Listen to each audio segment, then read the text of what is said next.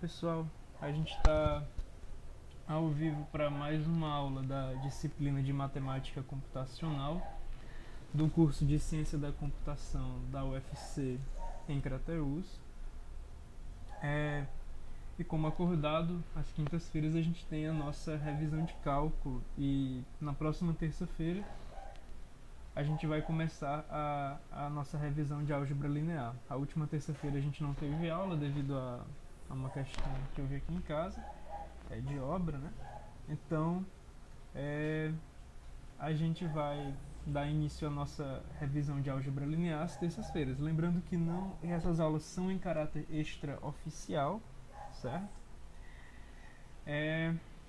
Bom, e como vocês sabem, eu estou responsável por uma outra live às 18 horas. Então, essa live eu também gostaria que ela fosse um pouquinho mais curta que o usual. Geralmente a gente fica 1h30, 1h40 nas lives. Essa eu quero que seja um pouco mais curta por conta da live que eu vou fazer às 18 horas, tá bom? Então, dito isso, a gente vai começar a nossa revisão de cálculo, tá bom?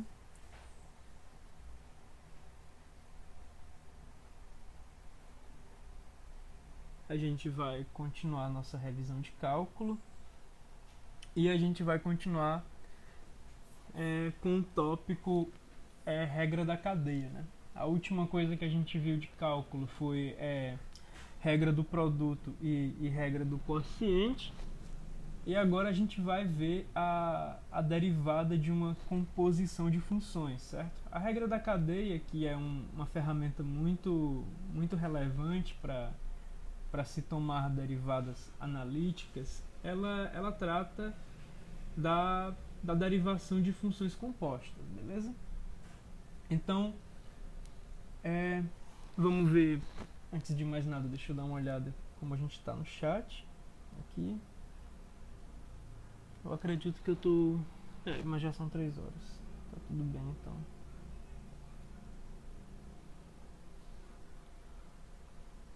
Tá, a gente tem 4 pessoas assistindo a live.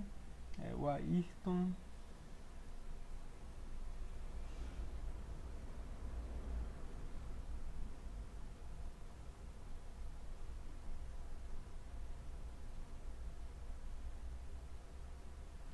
e o Alex, no mínimo, estão assistindo, mas tem outras 2 pessoas. Tá bom. Então, a regra da cadeia ela vai lidar com funções compostas, né? Por exemplo, o James Stewart ele começa essa seção de regra da cadeia imaginando o que seria a derivada da raiz de x ao quadrado mais 1, né? E pelo que a gente tem visto, a gente não estudou nenhuma regra para derivar a raiz de um polinômio. No entanto, a gente tem estudado uma regra para derivação de raiz, né? Isso como um caso particular da derivação de um monômio. E a gente tem estudado também, utilizando a derivada da soma e a derivação de monômios, a gente tem estudado como fazer a derivada de um polinômio, tá bom? Então, quando você põe as duas coisas juntas, a raiz de um polinômio, você pode imaginar que isso é a composição de 2 funções. Você pode imaginar que isso aqui é a composição de uma função x ao quadrado mais 1 com uma função y igual... Quer dizer, você pode imaginar que isso aqui é a composição de uma função y igual a x ao quadrado mais 1 com uma função que é a raiz de z, ou com uma função que é z igual a raiz de y, certo?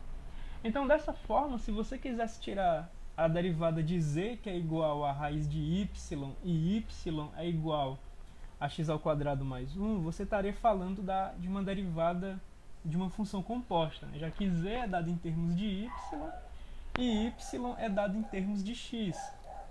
E você gostaria da derivada de z em termos de x, certo?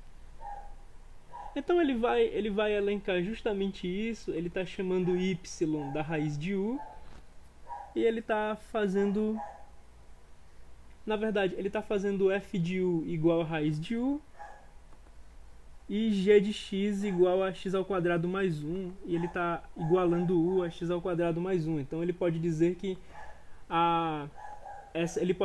essa fzão de x é uma f de g de x, ou a fzão de x é f com posição g, né? Onde f é a raiz de u e g é x ao quadrado, e g de x é x ao quadrado mais 1.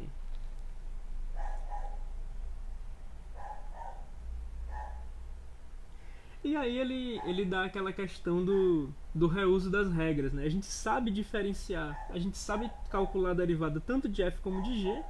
Então seria interessante se a gente pudesse aproveitar essas regrinhas para derivar f e g, de forma que a gente conseguisse, em termos delas, estabelecer uma derivada para f com posição g, certo?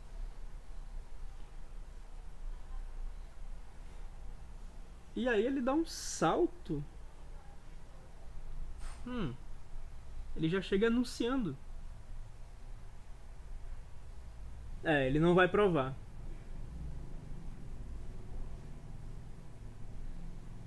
Definitivamente ele não vai mostrar pra gente uma prova da regra da cadeia. Tudo bem. É um livro introdutório de cálculo, eu entendo ele. Tá, mas é um pouco chato isso. Mas tudo bem. A gente tem a f com posição g. E ele vai estabelecer que a derivada de f com posição g, ela pode ser posta como o produto da derivada de f e o produto da derivada de g. E ele chama isso de regra da cadeia, ou em inglês chain rule, certo? E ele diz que isso é até intuitivo se você considera as derivadas como mudanças, como taxas de crescimento, né? Taxas de mudança.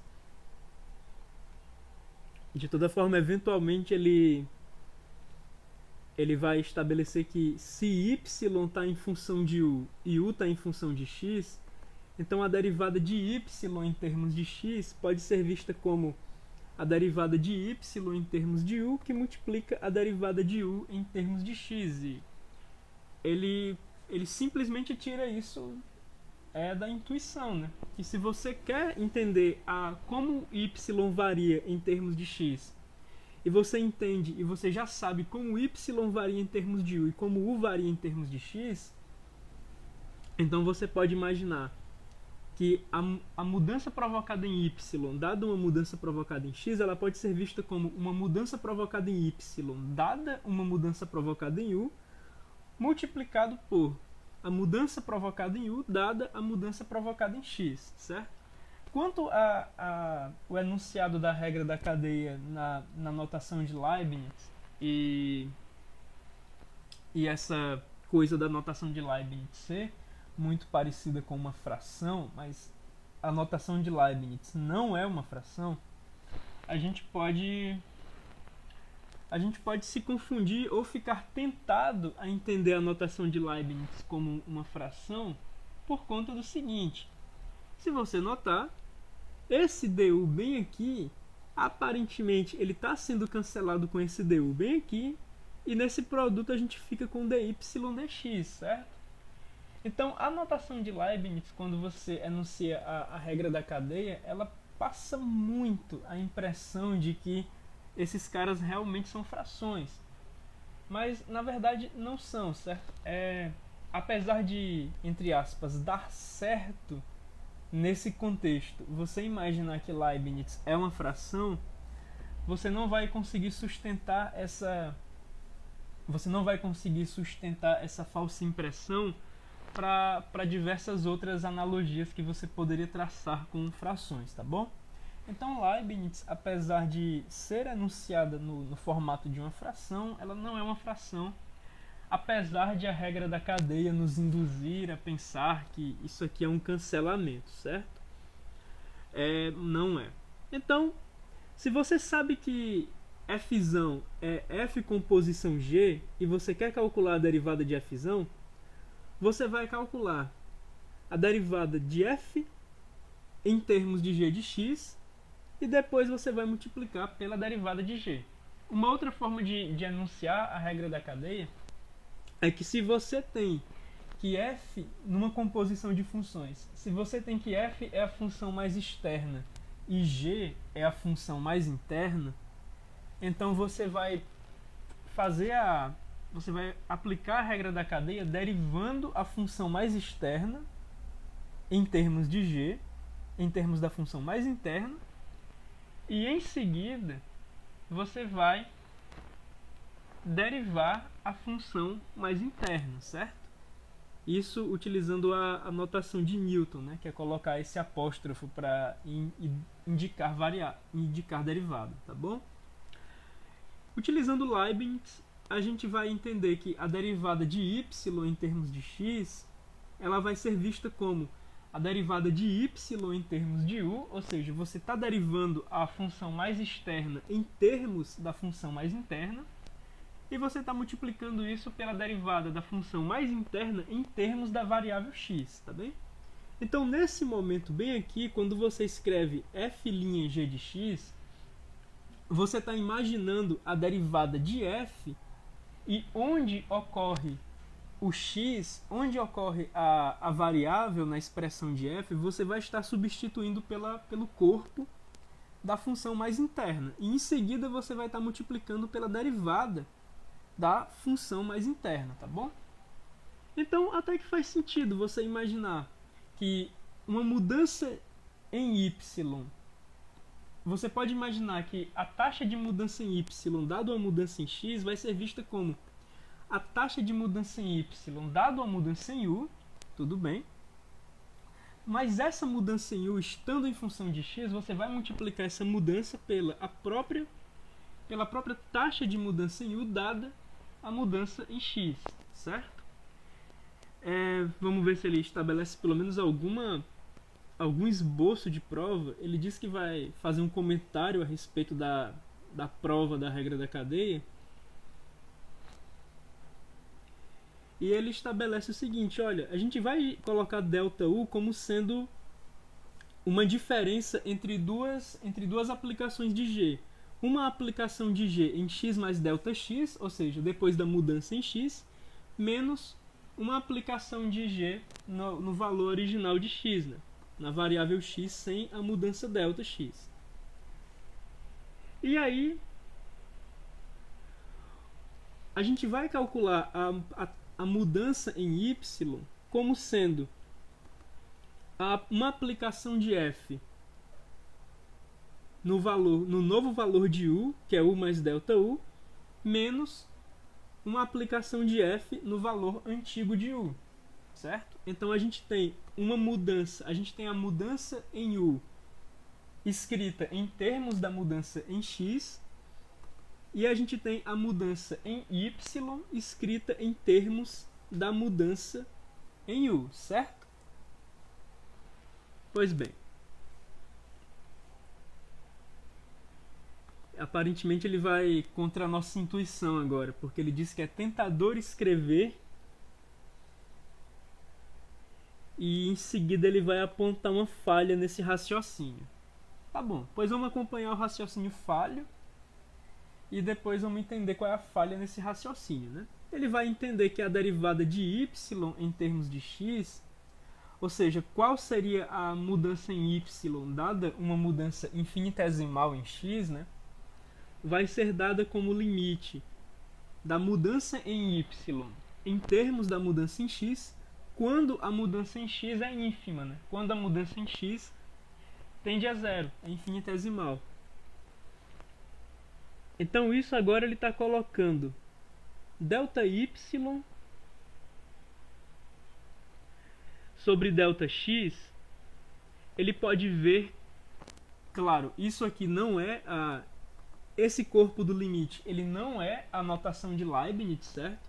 Esse corpo do limite é de fato uma fração entre dois deltas, tá bom? Então aqui, nessa passagem, ele está colocando a mudança de y em termos da mudança de u e está multiplicando isso pela mudança de u em termos da mudança de x, certo? Aqui, de fato, como são frações, vale o cancelamento E essa passagem desse limite para esse outro é dado simplesmente pelo cancelamento de u, tá bom? Então a gente tem novamente uma outra forma de escrever ΔY sobre ΔX, só que agora como ΔY sobre ΔU que multiplica ΔU sobre ΔX. O que a gente vai ver é que isso está em termos de ΔX, né? Esse limite está em termos de ΔX, mas isso aqui, essa expressão bem aqui, ela não é uma constante. Essa expressão não é uma constante porque ΔU é escrito em termos de ΔX, certo? ΔU está escrito em termos de ΔX. Então, apesar disso aqui não ter um ΔX explícito, essa expressão bem aqui, ela não é uma constante para o limite. Como essa expressão não é uma constante para o limite, a gente não vai fazer o limite de uma constante para uma função. A gente vai fazer o limite do produto, é o produto dos limites, né? Então a gente está colocando agora que esse ΔY ΔU, esse ΔY sobre ΔU vezes ΔU sobre ΔX, isso vai ser igual ao limite quando ΔX vai a zero de ΔY sobre ΔU, que multiplica o limite quando ΔX vai a zero de ΔU sobre ΔX. Aqui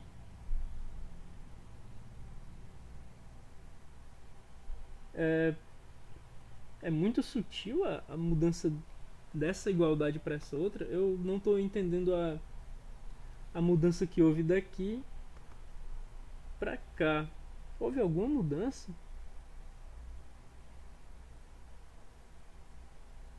Aparentemente não. Se houve uma mudança dessa expressão para essa, eu não estou percebendo. Eu acho que não houve mudança.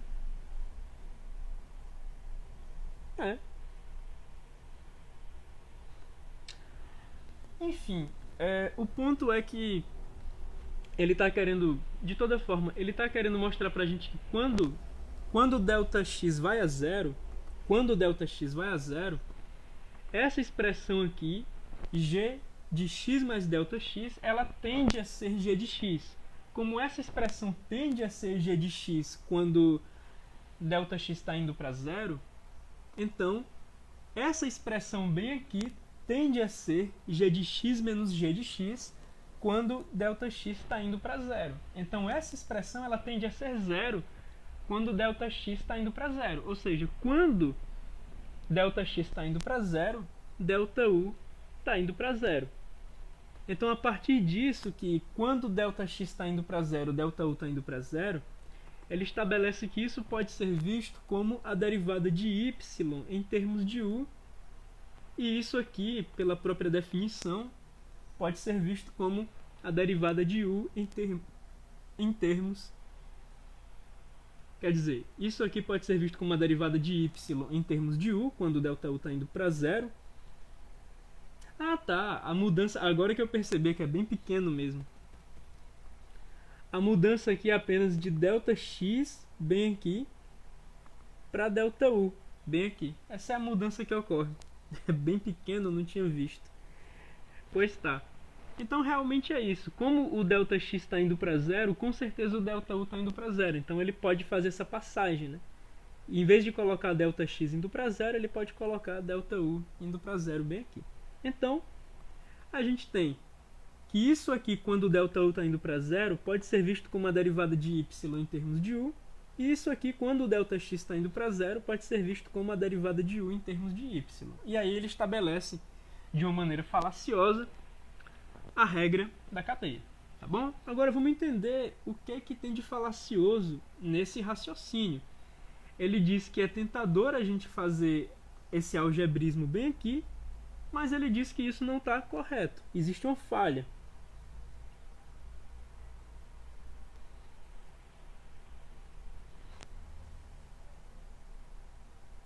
Ah, entendi. Então, bem aqui, você não pode escrever isso. Você não pode escrever isso justamente porque a função u, ela pode ser uma função constante, certo? se u for uma função constante, ou seja, se ΔU estiver definido em termos de g, quer dizer, ΔU está definido em termos de g, mas e se g for uma função constante, então essa variação aqui ela não vai provocar nada. Se g é uma função constante, então ΔU é sempre zero, tá bom? Se g é uma função constante, ΔU sempre vai ser uma constante, e essa parte bem aqui, ela não está valendo muito, porque essa forma bem aqui, essa expressão, ela é inválida quando g é uma função constante.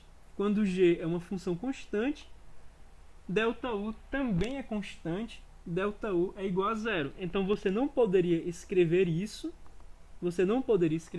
porque você estaria fazendo uma divisão por zero bem aqui. Então ele aponta essa falha. Ele aponta essa falha no raciocínio que foi estabelecido, né? Porque ele não considera o fato de u ser uma função constante.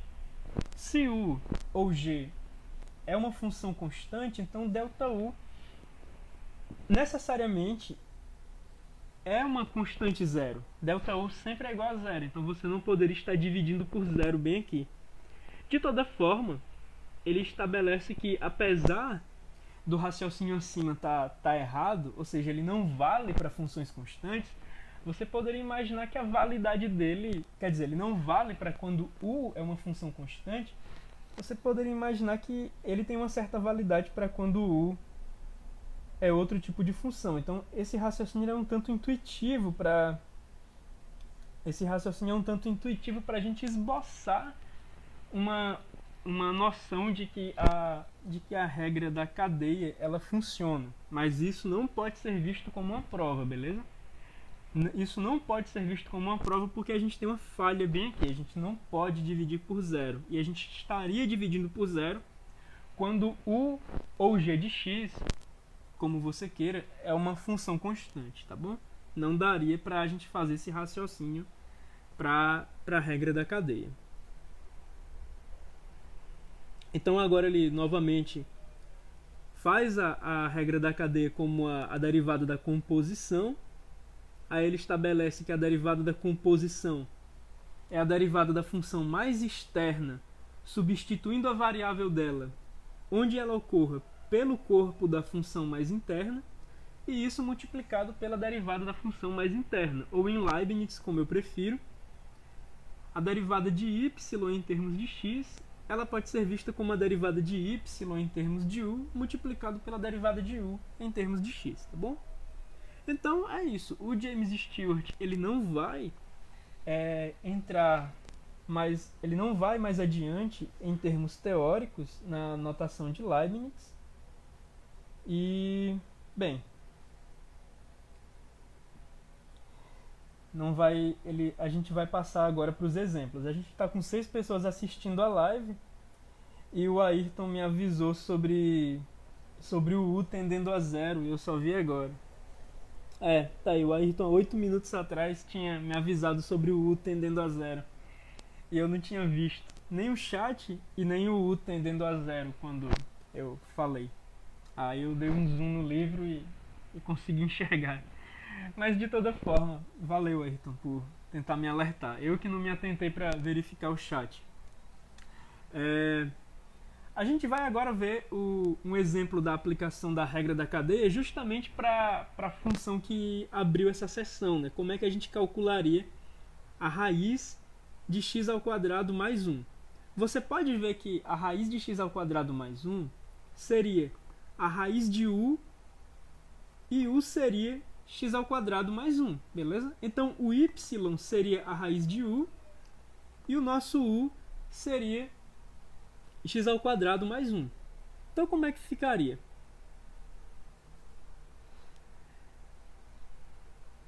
Aí aqui ele está dizendo, né, que ele vai tomar a função f como a mais externa, sendo raiz de u, e ele vai tomar a função g sendo a mais interna, x ao quadrado mais 1.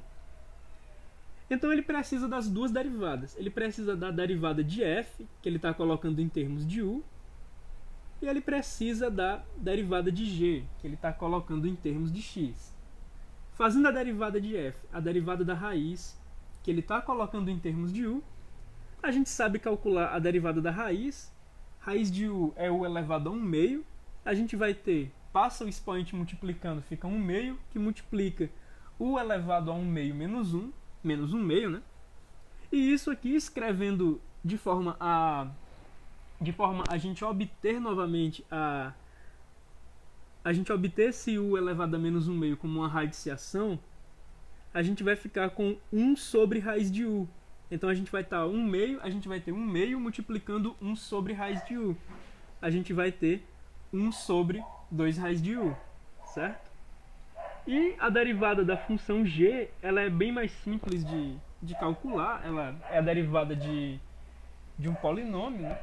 E esse polinômio é formado por monômios bem simples. X ao quadrado vai ter como derivada 2x e 1 vai ter como derivada 0. Então a derivada de g, ela é apenas 2x, tá bom? Então agora a gente aplica a regra da cadeia. Como é que a gente aplica a regra da cadeia? A gente vai pegar a derivada de f, olha só, a gente vai pegar a derivada de f em termos de u, em termos de uma variável que não seja x, certo? Aí a gente pegou a derivada de f em termos de uma variável que não é x, e no lugar de u, a gente colocou o corpo da função g de x. Quem é o corpo da função g de x? O corpo da função g de x é x ao quadrado mais 1. Então a gente tem a derivada de f em termos de u, e a gente vai trocar esse u bem aqui pelo corpo da função g. A gente vai pegar a derivada da função mais externa e a gente vai trocar a variável dela pelo corpo da função mais interna. Então, bem aqui, a gente tem o corpo da função mais interna, na raiz. Então, a gente fica com 1 sobre 2 raiz de x ao quadrado mais 1, multiplicado pela derivada da função mais interna. A função mais interna é essa g de x, a derivada de g de x é essa g' de x igual a 2x, então a gente pega e multiplica por g' de x, tá bom? Então, novamente, a gente tem a derivada da função mais externa, trocando a sua variável pelo corpo da função mais interna, multiplicado pela derivada da função mais interna. Simplificando isso, a gente vai cancelar esse 2 com esse 2 e esse x fica no numerador. Então a gente vai ficar com x sobre raiz de x ao quadrado mais 1, tá bom? Vamos ver outro exemplo disso.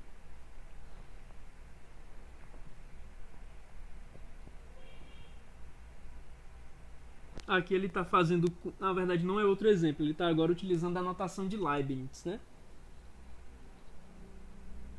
Utilizando a notação de Leibniz, ele está considerando que u é x ao quadrado mais 1 e y é a raiz de u. Tudo bem, como ele está considerando que u é x ao quadrado mais 1 e y é a raiz de u, ele vai calcular a derivada de y em termos de x como sendo a derivada de y em termos de u multiplicado pela derivada de u em termos de x.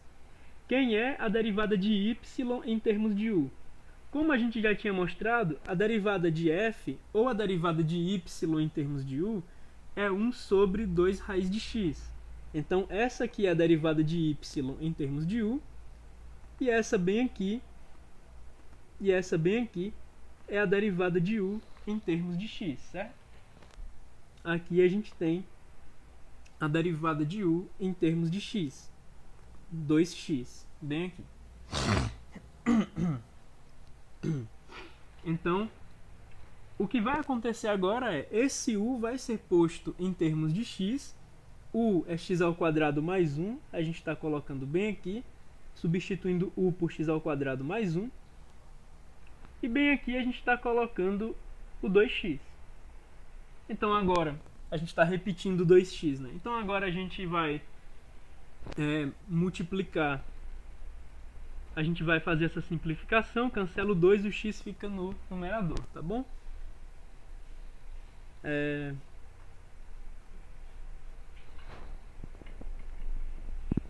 ele faz alguma observação acerca do exemplo, ele disseca um pouco a regra da cadeia aqui, para a gente entender melhor, mas eu acredito que a gente não precisa muito disso. Vamos calcular agora duas derivadas, a derivada de y igual a seno de x ao quadrado e a derivada de y igual a seno ao quadrado de x. Nota que existe uma diferença. Aliás, nota que existe uma diferença. Isso aqui é o seno com o seu argumento elevado ao quadrado. Isso aqui é o seno de x elevado ao quadrado, certo? É o seno de x elevado ao quadrado. A gente continua com 6 pessoas e nenhum comentário novo. E então a gente vai calcular a derivada de y em termos de x. A derivada de y em termos de x, ela pode ser vista como a derivada de y, que é seno de x ao quadrado,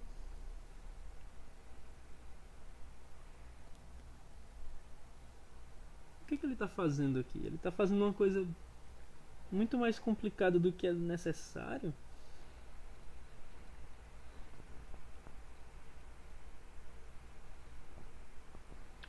Nossa, ele tá fazendo meio que aquelas coisas de bizu. Isso aqui não é exatamente uma igualdade.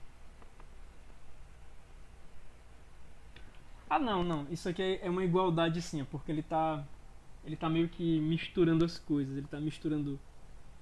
Na verdade ele não está misturando nada, ele só está escrevendo de um jeito estranho, mas tudo bem. A derivada de y em termos de x vai ser a derivada do seno de x ao quadrado, vai ser a derivada do seno de x ao quadrado em termos de x. Agora, quem é a derivada do seno de x ao quadrado em termos de x? Pela regra da cadeia, até agora ele não aplicou a regra da cadeia, pela regra da cadeia, a gente vai fazer a derivada da função mais externa, que é seno, a derivada de seno é cosseno, e onde deveria aparecer, vamos supor, a derivada de seno de u é cosseno de u, certo? E onde deveria aparecer o u, a gente repete a função mais interna, a gente repete x ao quadrado, que multiplica a derivada da função mais interna. Essas coisas em u é basicamente... Essas coisas em azul são basicamente essa explicaçãozinha, né? A derivada da mais externa, trocando a variável pelo corpo da mais interna e isso multiplicado pela derivada da mais interna. Agora a gente vai pegar seno ao quadrado de x. Seno ao quadrado de x é seno de x todo ao quadrado, certo? Então aqui vai mudar um pouco a coisa. A função mais interna passa a ser seno de x e a função mais externa passa a ser u ao quadrado.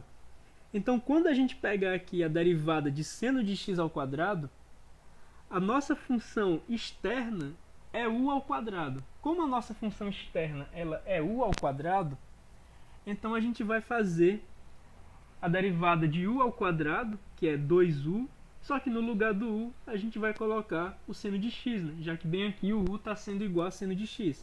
A derivada de u ao quadrado é 2u, e no lugar do u tem seno de x, então aqui no lugar de u, nesse 2u, a gente está colocando o seno de x. E por fim a gente multiplica pela derivada da mais interna. A derivada a mais interna, nesse caso, é seno de x, então a gente está multiplicando por cosseno de x, tá bom?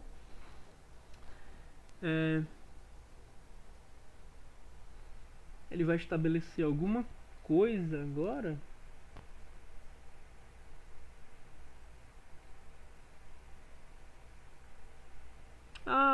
Tá. Ele está meio que criando casos particulares da regra da cadeia. Agora ele tá pegando um caso particular, né, que é a derivada de g de x elevado a n. Aí ele está mostrando, olha, nesse caso, a g de x ela é a função mais interna e essa coisa, esse u elevado a n, ele é a função mais externa. Então, a gente calcula a derivada da função mais externa, que no caso de u elevado a n seria n vezes u elevado a n menos 1, Só que aqui o nosso u está sendo igual a g de x, então a gente troca o u bem aqui por g de x. Aí a gente fica com n, que multiplica g de x elevado a n menos 1, e depois a gente multiplica por g' de x. Ele está basicamente criando um caso particular para a regra da cadeia. Eu não vejo tanta necessidade disso, mas tudo bem, né? Se ele vê. Vamos ver aqui o chat, a gente tem 5 pessoas e um comentário. E agora a gente vai aplicar esse caso particular de regra da cadeia, né? X ao cubo menos 1 elevado a 100. Aqui a função mais externa é u elevado a 100, onde u é igual a x ao cubo menos 1, certo? Então a gente vai calcular a derivada de u elevado a 100. A derivada de u elevado a 100 é 100 que multiplica u elevado a 99. Agora quem é o nosso u? U é x ao cubo menos 1.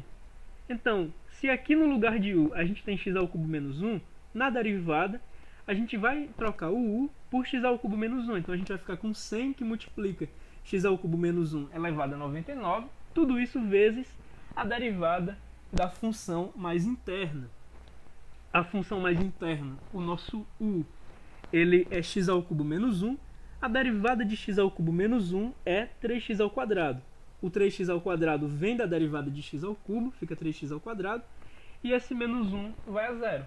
Então a gente está aqui com 100 que multiplica x ao cubo menos 1 elevado a 99. Isso aqui é o 100 que multiplica u elevado a 99, trocando u por x ao cubo menos 1, que é a nossa mais interna, multiplicado pela derivada da mais interna, que é 3x ao quadrado. E bem aqui ele simplifica, né, colocando em evidência. Aliás, ele não está colocando em evidência nada, ele está só multiplicando 3x ao quadrado por 100 e colocando aqui no começo, 300x ao quadrado. Nosso próximo exemplo, a gente vai calcular a derivada de 1 sobre a raiz cúbica de x ao quadrado mais x mais 1. Bom, a primeira coisa que ele faz é reescrever a raiz de... Ele reescreve 1 sobre raiz cúbica de x ao quadrado mais x mais 1 como sendo x ao quadrado mais x mais 1 elevado a menos 1/3. Então aqui ele tem u elevado a menos 1/3 e ele vai querer calcular a derivada desse u elevado a menos 1/3. Eu estou chamando de u essa parte interna, certo? Ele está querendo calcular a derivada de u elevado a menos 1/3. Quanto é a derivada de u elevado a menos 1/3? Em termos de u, fica menos 1/3 que multiplica u elevado a menos 4/3, né? Ele está subtraindo 1, menos 1/3 menos 1 fica menos 4/3. Então a gente tem a derivada de u elevado a menos 1/3, fica menos 1/3 que multiplica u elevado a menos 4/3, e o nosso u é x ao quadrado mais x mais 1. E logo em seguida a gente vai calcular a derivada do u, da função mais interna. Logo em seguida a gente vai estar calculando a derivada de x ao quadrado mais x mais 1. Então a derivada disso aqui vai ser x ao quadrado vai derivar como 2x, x vai derivar como 1 e 1 vai derivar como 0. Então a gente tem a derivada de u elevado a menos 1/3, vai ficar menos 1/3 que multiplica u substituído já substituído, elevado a menos 4/3, multiplicado pela derivada de u, multiplicado por 2x mais 1. Eu estou chamando a função mais interna de u, certo, pessoal? Aqui a gente tem mais um exemplo, né? Calcular a derivada de g igual a t menos 2 sobre 2t mais 1 elevado a nona. Vamos ver quem é que ele vai considerar. Ah, tá. Ele só está pegando isso aqui, ele está pegando essa fração e chamando essa fração de u, né? Então ele vai querer calcular inicialmente a derivada de u elevado a 9. U elevado a 9 vai ter como derivada 9 que multiplica u elevado a 8. Aí a gente tem 9 que multiplica u elevado a 8, né? A gente está chamando essa parte mais interna de u. Então a gente vai ficar com 9 que multiplica u elevado a 8. E isso vezes a derivada de u. A derivada de u em termos de t. Quem é u? U é esse cara, né? Então a gente vai estar calculando a derivada desse cara em termos de t. Aí a gente vai ficar com 9 que multiplica u substituído elevado a 8, vezes isso aqui vai ser uma aplicação da regra do quociente, né? Como isso é uma aplicação da regra do quociente, a gente vai ter a derivada de f vezes g, né? Ou seja, a gente está pegando a derivada de f vezes g menos a derivada de g multiplicando f sobre g ao quadrado, certo? Uma vez que seja feita a simplificação, o resultado é dado aqui ao lado. Então aqui a gente tem uma aplicação de regra da cadeia, novamente utilizando a regra da derivada da potência, né? Isso aqui é o nosso u elevado a nona. A gente vai ter que a derivada de u elevado a nona é 9 que multiplica u elevado a oitava. E aí a gente troca o u pela expressão em termos de t e multiplica isso pela derivada de u em termos de t, certo? Quando simplificar, aqui a gente vai aplicar a regra do quociente. A regra do quociente para f sobre g é a derivada de f vezes g menos a derivada de g vezes f, tudo isso sobre g ao quadrado, e isso é igual a essa expressão simplificada, tá bem? Mais um exemplo da regra da cadeia. Aqui a gente vai estar utilizando possivelmente a regra do produto. A gente vai estar calculando a derivada de y igual a 2x mais 1 elevado a quinta, que multiplica x ao cubo menos x mais 1 elevado a quarta. Aliás, eu não posso ser displicente com o chat. Deixa eu ver como a gente se encontra em termos de chat. Nada novo. Verificar aqui. Realmente nada novo. Então agora a gente vai fazer... A gente vai aplicar a regra do produto antes de aplicar a regra da cadeia, né? Como é que a gente vai fazer? A gente vai estar calculando a derivada do produto de duas funções. A gente vai estar considerando 2x mais 1 elevado a 5 como sendo uma função, e a gente vai estar considerando x ao cubo menos x mais 1 elevado a quarta como sendo outra função. A gente vai estar calculando a derivada do produto de duas funções. Então a regra do produto diz pra gente que o produto a derivada de a vezes b vai ser a, que multiplica a derivada de b, mais b, que multiplica a derivada de a. Tá bom? Agora que a gente tem a aplicação da regra do produto, né, que a gente resolveu isso em termos da regra do produto, ou seja, que esse a vezes esse b bem aqui vai ser dado como a derivada desse a vezes b vai ser dado como a que multiplica a derivada de b mais b que multiplica a derivada de a.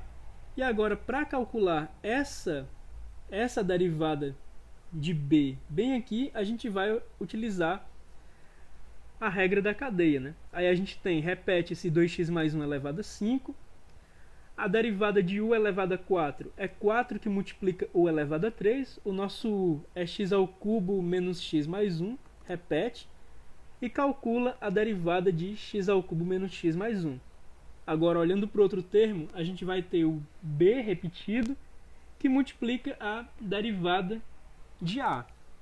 A derivada de a, esse a pode ser visto como u elevado a 5. Então a derivada de u elevado a 5 é 5 que multiplica u elevado a 4 e o nosso u é 2x mais 1. Tudo isso vezes a derivada de u, que é 2x mais 1. Então agora a gente vai apenas simplificar.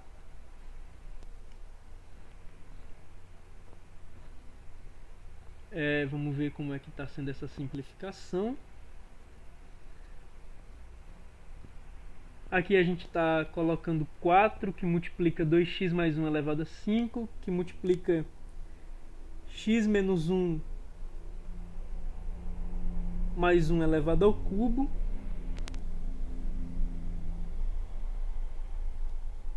Que multiplica a derivada de x ao cubo menos x mais 1. Isso vai dar 3x ao quadrado.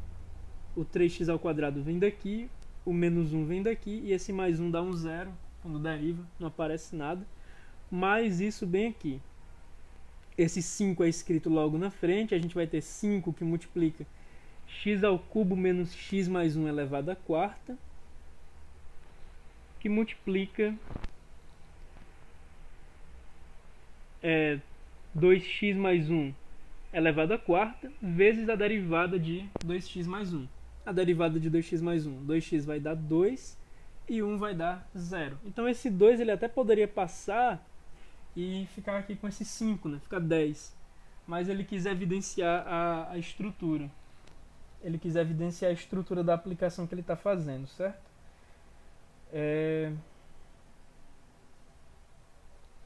Vamos continuar. Ele está dizendo que os dois termos têm isso aqui em comum.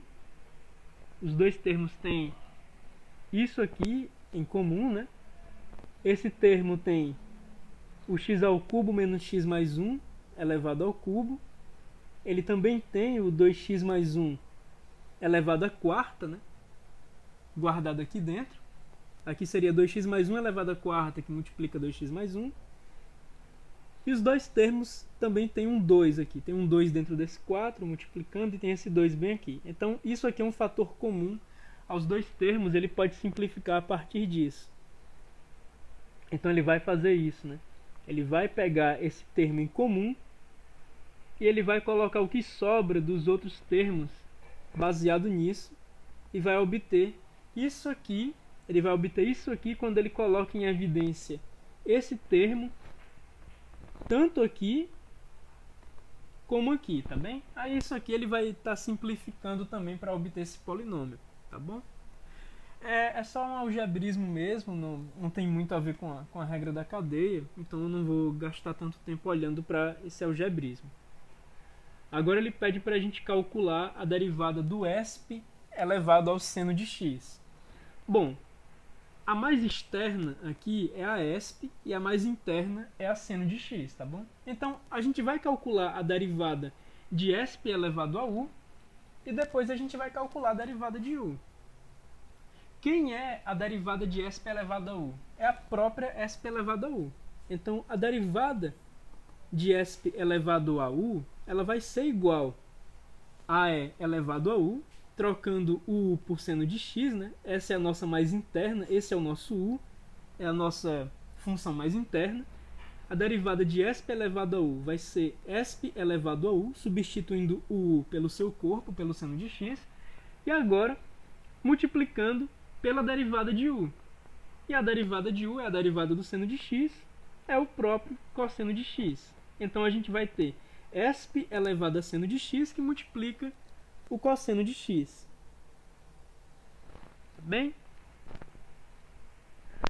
Agora ele faz uma observação aqui, ó. Ele faz a observação que a função a elevado a x, dadas as propriedades de logaritmos e logaritmos naturais, a elevado a x pode ser visto como o a pode ser visto como ESP de logaritmo natural de a, beleza? Porque a definição do logaritmo natural é justamente o valor que você precisa elevar ESP para obter o valor a.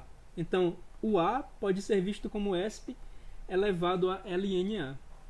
O a pode ser visto como ESP elevado a logaritmo natural de a, certo?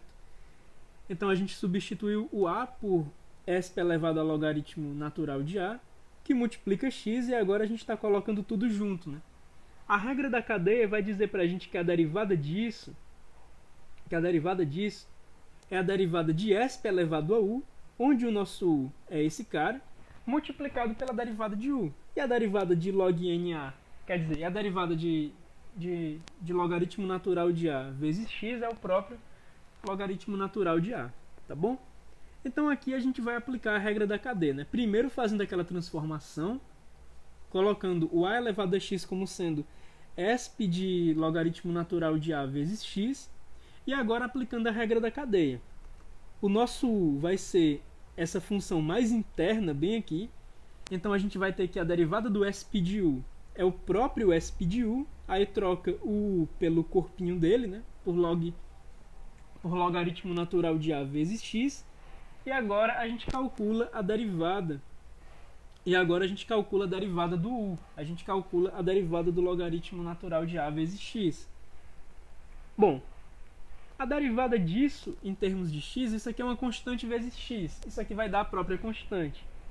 Então aqui a gente tem que a derivada de a elevado a x é igual a esp de logaritmo natural de a vezes x multiplicado pelo logaritmo natural de a.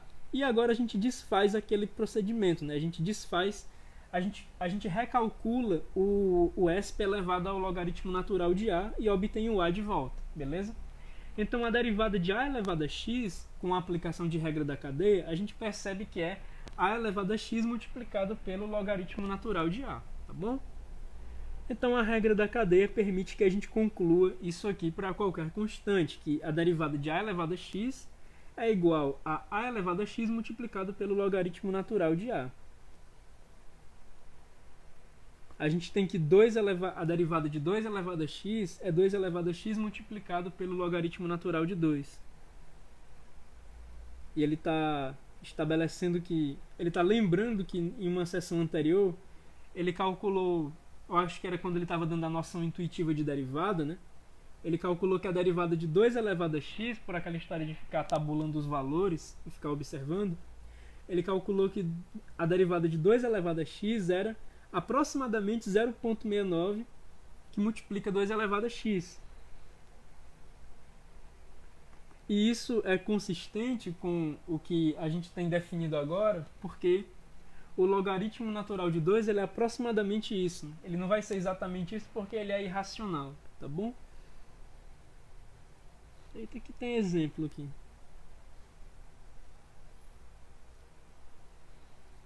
Agora ele vai começar a fazer uns exemplos mais complexos da regra da cadeia. Por exemplo, se a gente for calcular a derivada do seno do cosseno da tangente de x, a gente vai calcular a derivada do seno de u, certo? Vamos calcular a derivada do seno de u. A derivada do seno de u é o cosseno de u. Está aqui o cosseno. Aí, no lugar de colocar o u, você coloca o valor de u. No nosso caso, o u foi cosseno da tangente de x. Então, a derivada do seno de u é o cosseno de u. E no lugar do u, a gente coloca o valor de u, cosseno da tangente de x, vezes a derivada de u. Quem é a derivada de u? É a derivada do cosseno da tangente de x. E aqui agora a gente vai aplicar de novo a regra da cadeia. Porque agora a gente tem a derivada do cosseno de u. Agora o nosso u é esse cara aqui dentro. É a tangente de x. Quem é a derivada do cosseno de u? É o menos seno de u. Como a derivada do cosseno de u é o menos seno de u, a gente vai colocar aqui menos seno de u, só que vai estar trocando o u pela tangente de x, né? Que a gente disse que o u era a tangente de x. E agora a gente multiplica pela derivada de u, pela derivada da tangente de x. Agora aqui a gente já não precisa da regra da cadeia. Bem aqui a gente sabe que a derivada da tangente é a secante ao quadrado, né? Como a gente viu na seção de derivadas de funções trigonométricas. Eu acho que a gente não entrou em detalhes nisso, foi uma tabela, na verdade. Ele tabelou algumas derivadas clássicas de funções trigonométricas. De toda forma, agora a gente não precisa mais da regra da cadeia bem aqui. Então a gente vai ter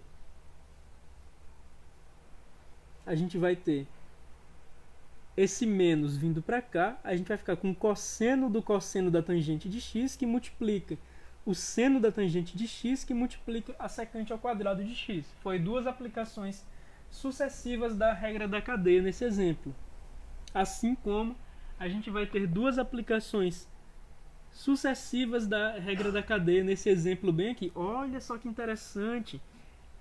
Aparentemente ele vai provar a regra da cadeia. Isso é bom. Aparentemente ele vai fazer a prova da regra da cadeia.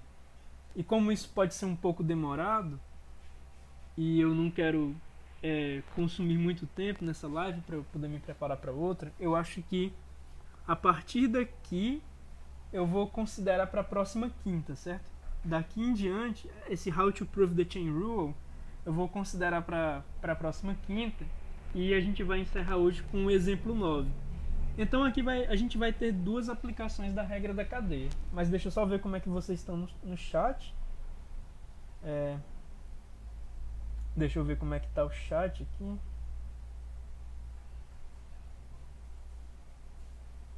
A gente tem 6 pessoas assistindo, nenhum comentário novo. Então a gente vai ter duas aplicações sucessivas da regra da cadeia bem aqui. Bom, a gente vai calcular o ESP da secante de 3θ. Então a gente vai calcular primeiro o ESP de U. Qual é a Quer dizer, a gente vai calcular a derivada do ESP de U. Então o nosso U vai ser isso aqui. O nosso U vai ser secante de 3θ. Vamos calcular a derivada do ESP de U em termos de U. A derivada do ESP de U é a própria ESP de U.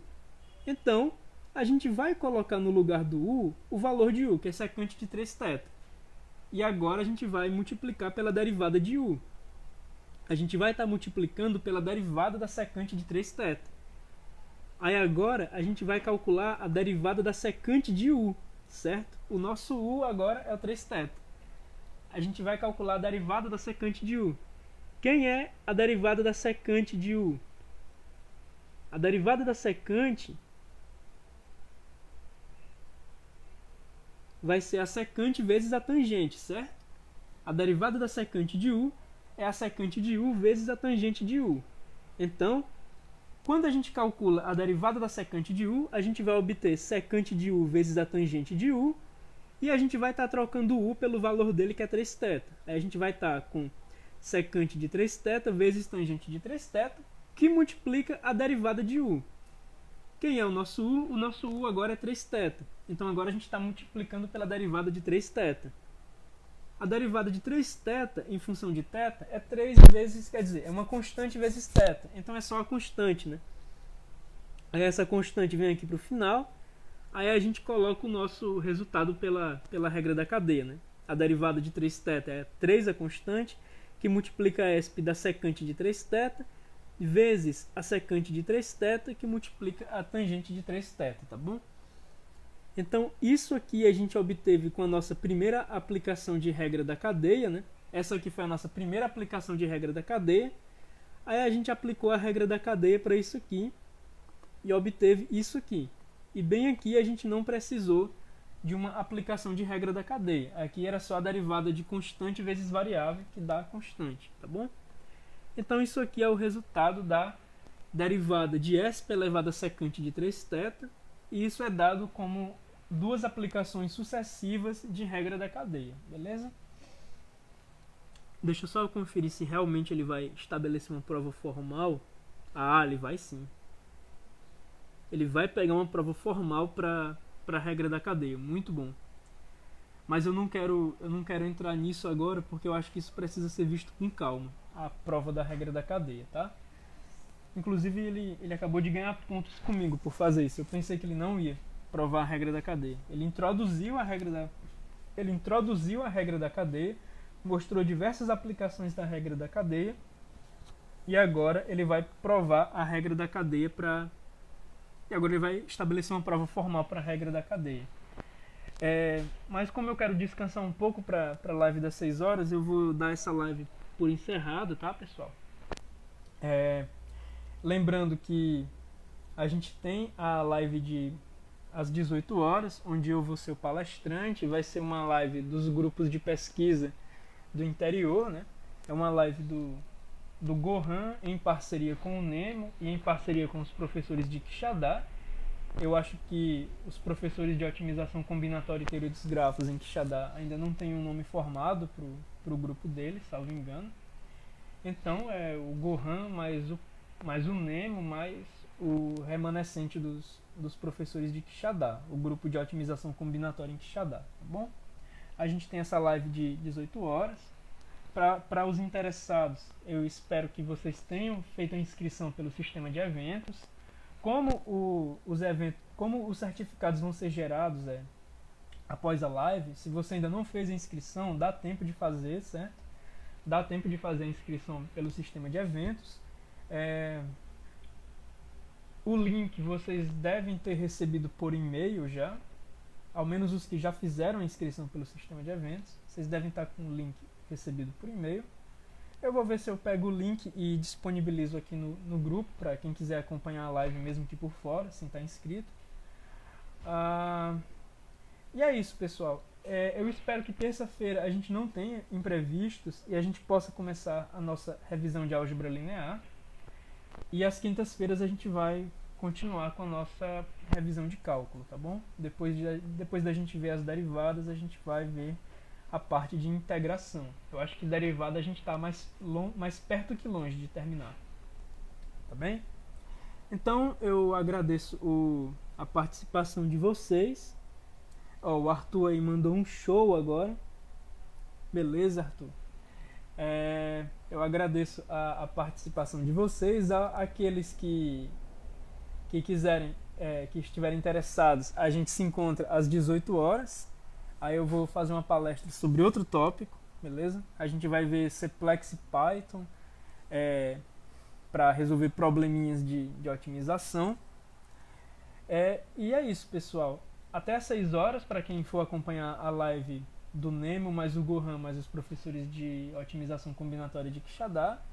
Até terça-feira, para quem não for acompanhar a live. E terça-feira a gente começa, eu espero, a gente começa a nossa revisão de álgebra linear, tá bom? Mantemos as revisões de cálculo na quinta-feira. Então, eu vou dando a live por encerrada e eu agradeço a participação de vocês mais uma vez. Até mais tarde ou até quinta, pessoal.